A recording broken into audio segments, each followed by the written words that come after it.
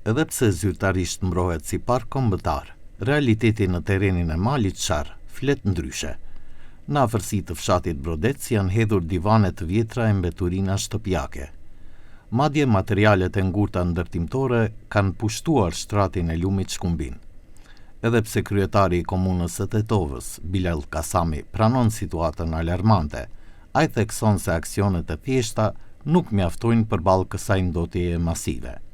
Jemi këtu për të bërë pastrimin e kësaj zone nga mbeturinat.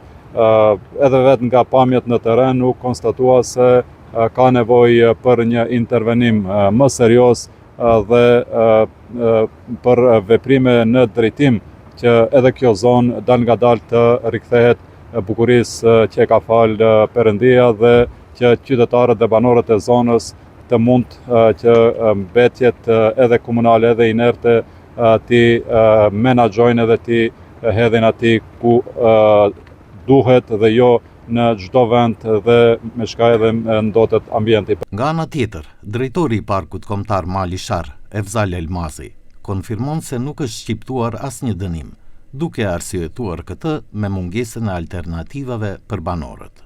Një problem që kërkon një zgjidhje gjere, një zgjidhje afatgjate, se nuk është qëllimi tash fillon me dënime.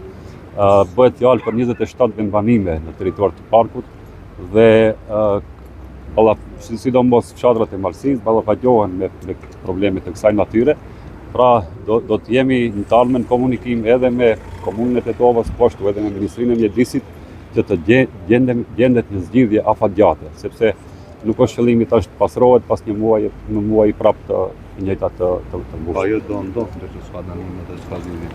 Mendoj se dënimet nuk besoj se do të kenë rezultate dënimet.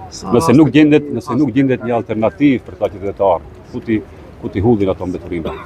Mungesa e një deponie zyrtare për materiale të ngurta në Tetovë dhe komunat përreth ka krijuar një situatë ku banorët dhe kompanitë private, në mungesë të alternativave, zgjedhin të azgjësojnë mbetjet e tyre direkt në natyrë apo në rrjedhën e lumit Shkumbin.